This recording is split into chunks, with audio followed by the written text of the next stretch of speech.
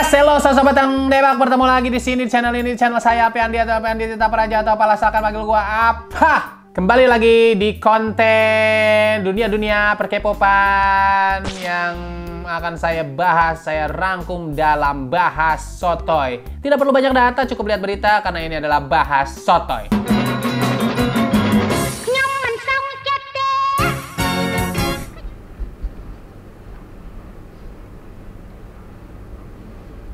Kali ini gue tidak akan membahas kasus yang bener-bener lagi trending, tapi gue akan membahas ini tidak sengaja lewat di YouTube Short. Tahu kan YouTube Short kan si YouTube kan bikin kayak TikTok gitu juga ya. Gue nggak tahu sih TikTok duluan apa YouTube duluan sih. Nah ini lewat sebuah topik yang menurut gue ini cukup seru kalau dibahas ya. Karena topiknya ini tentang teori-teori K-pop yang paling liar. Ya, jadi ini mungkin akan seliar mungkin topik atau teori yang kita bahas tentang K-pop kali ini. Jadi peringatan dulu buat kalian bahwa mempercayai teori-teori ini atau memasukkan ke dalam hati bisa menurunkan kadar omega 3 dan zat besi di dalam tubuh Anda. Jadi ini cuma buat seru-seruan aja ya. Mari langsung kita bahas. Pernah gak sih kalian denger atau baca-baca tentang teori konspirasi dalam dunia per-K-popan? Yang kalau dipikir logika itu sulit banget untuk dianggap sebagai kenyataan gitu. Tapi kalau kita baca atau kita nonton, kalau ada kontennya di YouTube itu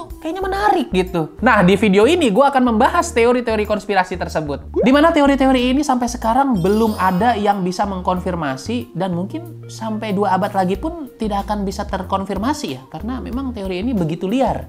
Karena kebanyakan teori-teori konspirasi ini bersumber dari imajinasi fans bercampur dengan sejumput rasa suuzon sehingga menghasilkan teori konspirasi yang begitu liar dan sulit untuk dilogikakan. Dan akhirnya mereka tuangkanlah ke dalam internet gitu. Langsung teori yang pertama. Wendy Red Velvet sebenarnya udah meninggal. Setelah Wendy jatuh dari panggung, kan dia sempat jatuh tuh ya. Jadi katanya Wendy yang kita lihat sekarang cuma aktris yang dibayar SM. Makanya Wendy kelihatan agak beda. Teori macam ya Allah, suaranya aja masih sama. Bagaimana aktris yang dibayar SM bisa memiliki ciri khas suara yang begitu mirip dengan si Wendy gitu? Kecuali memang dia ahli menirukan suara kayak semacam Gilang Dirga gitu. Itu bisa, tapi untuk mencari bakat-bakat seperti Gilang Dirga ini yang bisa menirukan suara ini, menurut saya seperti mencari jarum di ribuan pulau rumputan di Pulau Sulawesi gitu. Sangat sulit. Gua baca berita ini jadi pengen muter lagunya Tegar, tau gak? Wendy yang dulu bukanlah yang sekarang. Wendy yang dulu bukanlah yang sekarang. Wendy yang dulu bukanlah yang sekarang. Dulu ditendang, sekarang aku kayang. Oke. Gini loh masalahnya, orang kelihatan beda itu kan wajar ya. Karena gue yang sekarang sama gue dalam bentuk zigot, waktu dalam kandungan itu jelas berbeda dong. Bahkan gue sama bayi aja banyak yang tidak mengenali. Banyak yang menyangka gue ini anak tetangga gitu. Kita kan juga bertumbuh, manusia tuh bertumbuh. Kadang kita gemukan, kadang kita gemukan, kadang kita gemukan. Kadang kita berkumis, berjenggot, berguling-guling, bersalto-saltoria, berlatihan Rasengan. Itu kita kan bertumbuh semua manusia. Wajar, jangan beda dikit langsung dikira itu bukan orang itu gitu. Misalnya Wendy beda dikit. Ah ini kayak bukan Wendy. Teori macam apa? Astagfirullahaladzim. Misalnya gua, wah si Alpi nih biasanya poninya dari kanan ke kiri. Ini kok dia dari kiri ke utara? Pasti bukan Alpi. Nggak mungkin.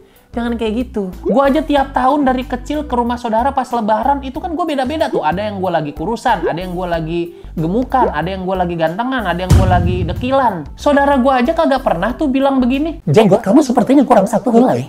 Jangan-jangan kamu bukan Alpi. Siapa kamu? Gak pernah kayak begitu gitu. Dan teori ini juga menurut gue sangat-sangat hiperbola, hipertensi, dan juga hiper Manchester United, De Gea gitu ya. Kiper.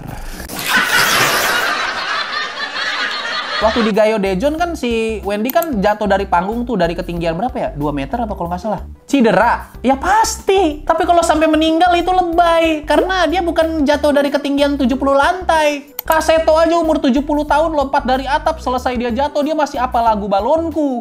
Nah ini kan Wendy jauh lebih muda ya. Dan gue yakin fisiknya juga pasti kuat juga lah, karena di SM pasti ada pelatihan kayak nge-gym gitu. Jadi recovery-nya cepet juga harusnya. Bahkan udah comeback sama Red Velvet. Ini ada Queendom, ada Feel My Rhythm. Skip masalah Wendy ini. Next, teori konspirasi selanjutnya kita bahas. Blackpink tadinya mau debut sebagai 5 orang.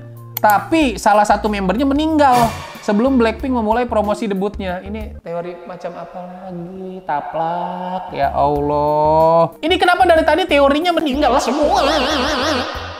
Menurut gua teorinya ini sebenarnya kalau mau dibikin kayak gitu, dibikin lebay kayak gitu, ini agak nanggung sebenarnya. Kalau mau yang lebih dahsyat lah. Harusnya kalau mau biar lebih total, bilang aja tadinya Blackpink mau debut dengan 67 member, tapi 63-nya cedera, yang sisanya dimakan buaya. Gitu kalau mau lebih dahsyat. Dan ini yang paling aneh, katanya rahasia 4 member yang sekarang masih bisa debut karena mereka selalu menjaga tubuhnya tetap fit. Masa? Aduh. Udah sendiri udah. Teori konspirasi ini aneh, tapi menarik ya. Ini cukup lucu gitu.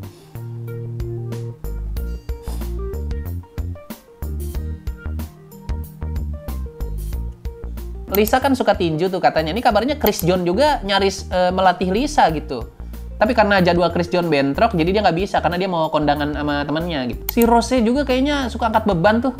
Konon kabarnya benda yang paling sering diangkat adalah beton penutup got katanya. Itu kan berat banget tuh. Nah si Jisoo itu kan dia paling suka flying yoga tuh. Pernah ada dia update dia lagi flying yoga. Awal-awal gue denger flying yoga tuh apa? Gue nggak ngerti kan. Gue kira flying yoga tuh kita duduk, bermeditasi, mengkosongkan pikiran, dan tiba-tiba kita terbang. Karena ada kata-kata flying di situ kan. Ternyata pemikiran gue terlalu jauh dan terlalu aneh. Tapi ternyata pemikiran gue salah. Kita kalau flying yoga, kitanya nggak terbang. Kita melakukan pose-pose gitu, kita merem, kosongin pikiran, tiba-tiba instrukturnya yang terbang.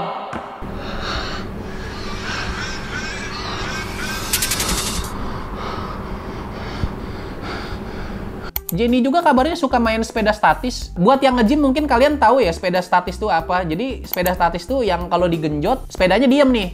Tapi gedung yang jalan. Enggak, maksudnya sepedanya diem, kitanya juga diem. Jadi rodanya doang yang jalan nih, tapi kitanya tetap diem. Udah lah ya, lanjut ke teori selanjutnya. Teori konspirasi selanjutnya adalah katanya agensi-agensi K-pop menyembunyikan umur asli dari artis-artisnya sehingga dapat menggait lebih banyak fans. Apakah itu benar? Ini menurut gue bisa memungkinkan untuk dilakukan sih. Tapi apakah benar dilakukan dan untuk apa dilakukan? Seorang idol kalau misalnya dia bakatnya bagus, skillnya bagus, dan perpaduan dengan visualnya mantap sehingga bisa bikin dengkul gue merinding, itu harusnya gue suka. Sekalipun umurnya mungkin udah tidak muda lagi.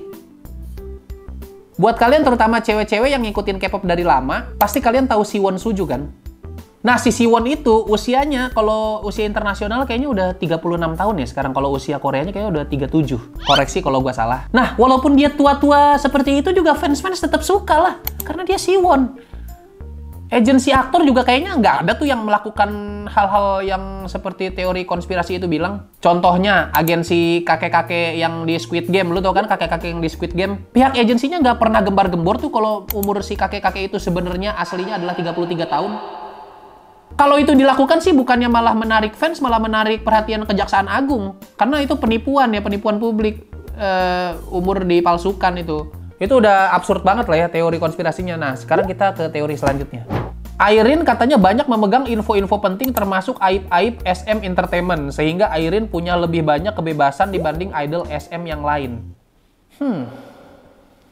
Mungkin ini ceritanya si Irene ini udah megang kunciannya SM nih ya. Jadi SM nggak berani macem-macem nih sama Irene katanya. Si Irene ini menurut info yang gue dapet jadi trainee SM nih sejak 2009 waktu usianya 18 tahun. Koreksi kalau gue salah. Jadi menurut gue bisa jadi ini benar. Bisa jadi ya. Karena Irene awal masuk SM itu dalam kondisi yang udah cukup dewasa. Dan dia pasti udah bisa memahami kalau misalnya ada masalah-masalah yang terjadi. Dan dia pasti udah bisa memahami kalau ada masalah-masalah yang terjadi di sekitar dia. Nah sekarang Irene udah sekitar berapa tahun ya jadi artis SM? Silahkan hitung sendiri lah. Gue yakin si Irene ini punya banyak info terutama yang terjadi di dalam SM Entertainment. Misalnya tentang OB-nya yang sering telat masuk karena begadang nonton Liga Champion. Atau mungkin ada staff-staff SM yang nggak hafal lagu SNSD tapi lebih hafal lagunya Mawang.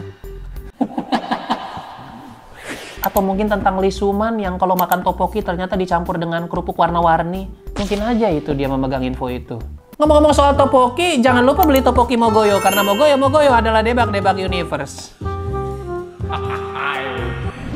Katanya Red Velvet sering dijadikan pengalihan isu ketika ada artis SM yang sedang bermasalah. Yang ini cukup sering gue baca ya. Dan kalau dicocok-cocokin nih, bisa jadi walaupun belum tentu, tapi bisa jadi benar. Tapi mudah-mudahan ini hanya imajinasi saja ya, dan tidak benar ya. Soalnya nggak sekali dua kali ini terjadi nih. Waktu Jessica keluar dari SNSD dan Tao cabut dari EXO, nggak lama Red Velvet comeback. Ini koreksi juga kalau gue salah ya, ini dari info yang gue dapat seperti itu. Kalau gue analisis, bahkan Red Velvet itu tidak cuma jadi pengalihan isu dari artis-artis SM yang sedang bermasalah, tapi juga artis-artis lain di luar SM. Contohnya, MV Really Bad Boy itu kan rilis tanggal 30 November 2018. Ini diindikasi jadi pengalihan isu ulang tahunnya Atta Halilintar yang terjadi 10 hari sebelumnya. Mungkin tuh.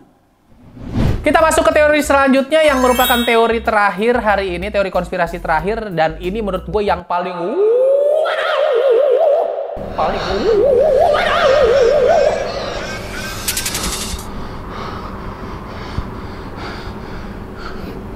teori konspirasinya adalah seperti ini. Katanya Solar Mamamoo adalah keturunan orang Korea Utara. Katanya disebabkan Solar Mamamoo tidak memiliki foto pre-debut. Ini teori lama sih sebenarnya. Tapi menarik menurut gue. Karena alasannya ini aneh banget, sumpah. Langsung dicap sebagai keturunan Korea Utara karena tidak punya foto pre-debut katanya. Temen gue aja, fotonya anyut hilang ke bawah banjir. Tidak serta-merta dituduh sama tetangga-tetangganya dia orang Timur Leste. Apa-apaan ini? Gara-gara tidak punya foto pre-debut aja bisa dibilang orang Korea Utara. Astagfirullahaladzim. Nah, kalau mengenai hal ini juga Solar sebenarnya udah konfirmasi bahwa foto pre-debutnya memang susah dicari di dunia maya, kata si Solar sendiri. Bahkan waktu itu sebenarnya seorang netizen pernah menugaskan Detektif Conan untuk mencari foto Solar pre-debut gitu. Tapi tetap tidak nemu. Seorang Detektif Conan aja tidak bisa, apalagi kita yang warga biasa. Teori ini pecah sekitar tahun 2016. Tapi setahun kemudian langsung banyak tuh foto-foto pre-debutnya Solar bermunculan. Karena waktu itu rame, ya kan? Bahkan setelah dibahas rame itu, akhirnya muncul juga foto masa kecilnya Solar gitu ya. Kenapa Solar sering disangka keturunan Korea Utara? Karena katanya namanya yang nggak umum untuk nama orang Korea Selatan. Nama aslinya kan Kim Yong Sun, yang mirip katanya sama nama-nama orang di Korea Utara. Astagfirullahaladzim. Apakah kalau nama kita banyak yang agak mirip sama orang Malaysia, sama orang Singapura, apakah serta-merta kita bisa dituduh orang negara lain? Kan tidak.